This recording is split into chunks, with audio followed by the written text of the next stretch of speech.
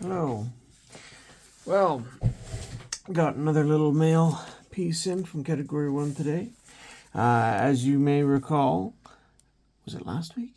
No, week before. We opened a booster box of Harry Potter base set. In our previous booster boxes, we were opening the smaller expansions, and with a booster box of Quidditch Cup and Diagon Alley, both, we were able to complete the set using just the booster box. However, the base set's a bit bigger, so we were a little short. We're missing, how many cards was it? About 20 or so? I don't remember. I don't know. I forget the exact number. Actually, it's probably less than that, because there are a couple more that I had. The two cards that are just different version foils from the starter obviously aren't in the binder because they're still in the little decks we had made from the starter. But after that, I went and looked at the inventory Category 1 had. And watch what the address will probably be on that paper too. Oh, will it? Okay. Yeah. Anyway, here's the packing sheet. And they had a few cards, well, I think it was 6, that weren't in my previous order, i.e. Snape. And what's interesting? It's the first time I've seen them put them shield. in. I guess for a small order where it's just maybe. a few cards. That's a neat way to do it. Yeah. Anyway. So yeah, picked up 6 more cards to flush out the set. It won't complete it. There'll still be at least more than that many or more missing. We could always keep an eye out. But here's what they had that we didn't open. So, we picked up Dean Thomas. Gryffindor character. It's a holo. This is card number 1. Look at that. So, first page. And once per game, you may draw 3 cards. So, just a straight draw 3. That's kind of handy. We also got Draco Malfoy in the holo, the full holo.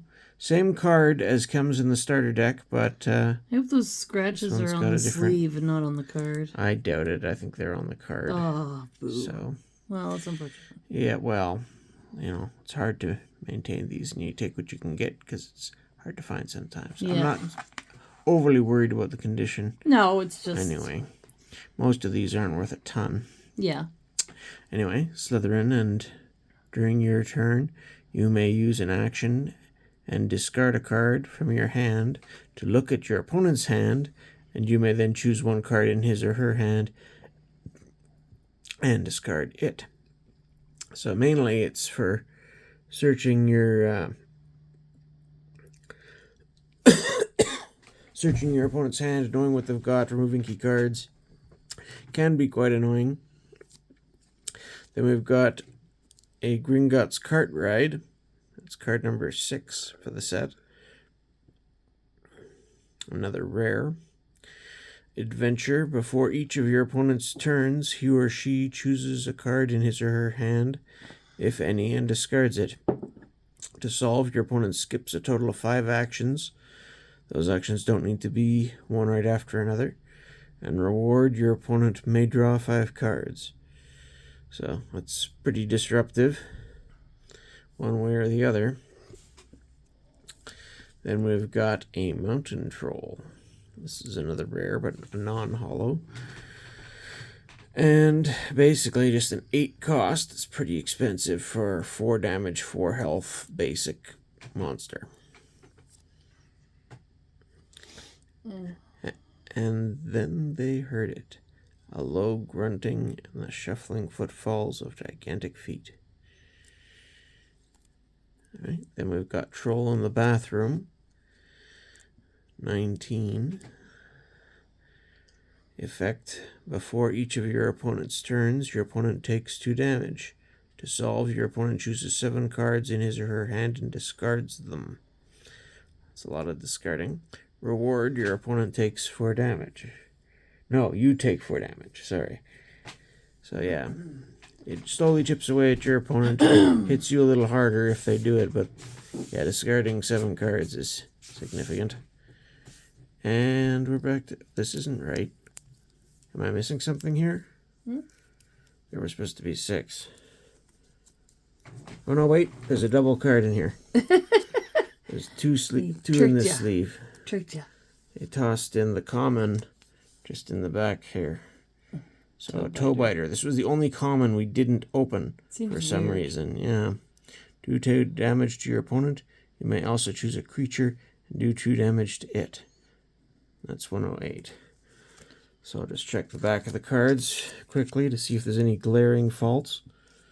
Nothing too extravagant. Obviously, they're not perfect condition. These are pretty old cards, and they've probably seen play. At least some of them. Are these the perfect fits up here? Do you want these? Probably. I don't know. You want to put these into perfect fits? Yeah. And I'll start with the common and put it in the binder. So I should have got more of these last time. We had 108. That's over here. So, like I say, this was the last common we're missing. So, starting from the back, this page is complete. That completes the page next to it here. This page is now complete. And through our commons and uncommons, up to the rares. The scratches were on the sleeve. Oh, good. There's still some scratches on here, but something in a perfect fit now. These ones up here. All right, so here's Dean Thomas, which is card number 1. So right to the front, top of the page.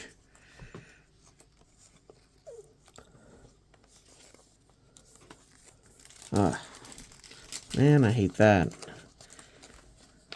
There's a piece of debris inside here. Those are cool hollows. What else we got? Draco Malfoy. This is card number 2. So we're filling these out quite nicely here. We can probably find these somewhere. Gringotts Cartwright. And we'll keep our eyes open. Number 6. So that goes right in here. So we're just missing 1 on the front page now. And this specifically is the other version of Draco Malfoy, as I was mentioning before from the starter deck. So I do have this card. Okay. It's just not in here right yet. So turning the page over. Here's the Snape that I received in the mail for the last order. We'll open these other ones. So we're missing 3 on this page. And I believe one of these, if I'm not mistaken, is Hermione. And we have, like I said, one of the versions of Hermione, same as the Draco. I have to keep an eye out. Which one is this? This is 19. That's not on this page. Have you ever asked your 28. brother to keep an eye out for these? I have not. I don't think he knows a whole lot about this game, to be frank. No, but... Is that in the sleeve, or is that a defect in the sleeve? Oh, that's probably the sleeve. I can get another sleeve. Anyway, 19 goes at the top of the page up here beside the unicorn. Could do. Here, Might as well. I'll take it out. These are tricky, but I know how to do it.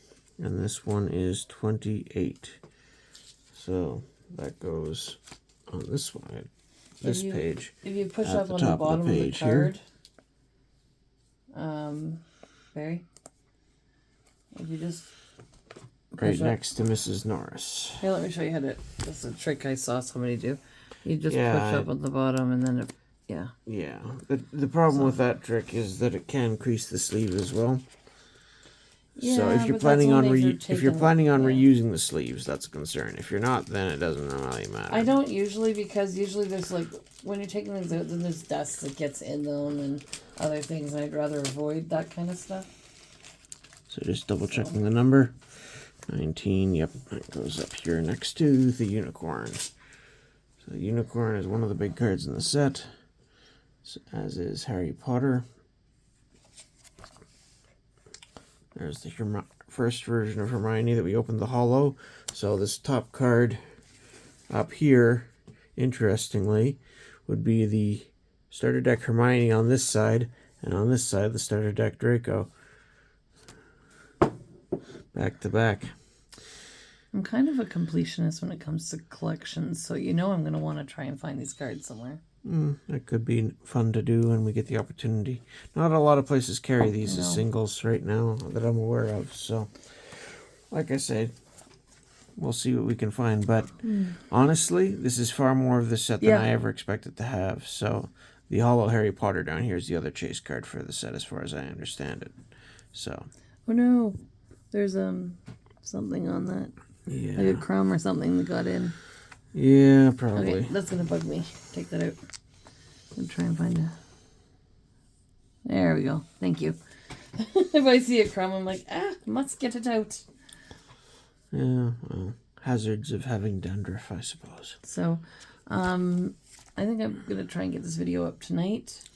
But are we? What are you doing tomorrow? Yeah, the plan for tomorrow is the deck that I built using the Diagon Alley set, which is the third expansion and the second one that we opened a booster box of. I built a deck using just cards from Diagon Alley, which I want to test out, and I also used a few cards from Diagon Alley to update the Quidditch Cup deck that I built, or the Quidditch deck, I should say, that I built from the Quidditch Cup box we opened. So I want to try those two against each other, and maybe we'll throw in a couple games with some of the other decks too, depending how we're feeling. Not sure if Thomas is going to want to play, or Isabel's going to want to play, or maybe Mama Spokat's going to want to play, but I'm hoping to get in at least one game, possibly a couple, and try out some of these decks and new cards. So, well, you know what I mean by new. Obviously, they're not new cards. New to us. Yeah. In any case, yeah, this set is coming along quite nicely. Once we've got a chance to try out those cards, we do have a box all queued up for the third expansion, so the fourth set that was released for this game, Adventures at Hogwarts. So that'll be fun to do in a couple weeks' time. And then that would just leave Chamber of Secrets, which is by far the hardest to find. There's no way I'm finding a booster box of it, but hopefully I can get a starter deck or a couple of packs or something like that and just do a little bit about the set for completion's sake so that you get an idea for what's out there anyway.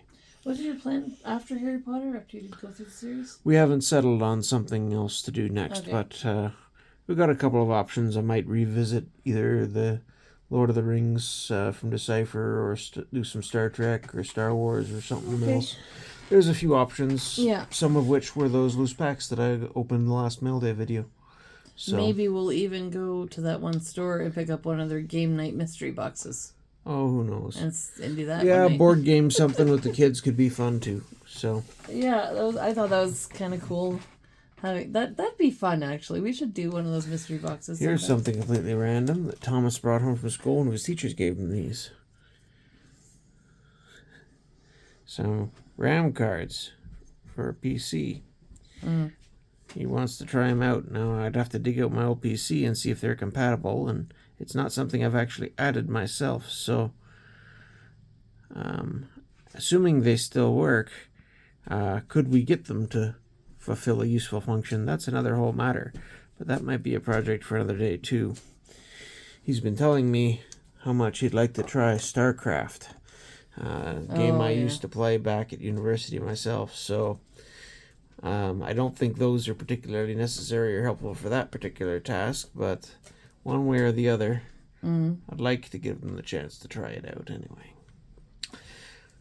But we're off topic again. Anyway, so this was our update for our base set Harry Potter collection. A few more holes filled in the set. Thanks for coming out. I hope you enjoyed it. And if you want to see some more, we're going to try some gameplay tomorrow night. All right, tomorrow guys. During the day. Tomorrow at some point. We'll set the stream up by tomorrow morning. We'll decide. And so fair enough. Stay tuned. Yeah. And we'll see what's going on. Yeah. Have a good night. And happy Mother's Day for all the mothers out there. Mother's Day weekend. Want to see what Ezra did today? I gotta adjust this. Ezra painted my nails at school. They had a Mother's Day celebration. So I've got some beautifully painted nails by my 5-year-old. All right, guys. We'll see you tomorrow. No, why am I singing? Nobody wants to hear that. See you tomorrow. Stay tuned. We'll let you know as soon as we can when we get the live stream up. And have a good night. Bye for now. For now.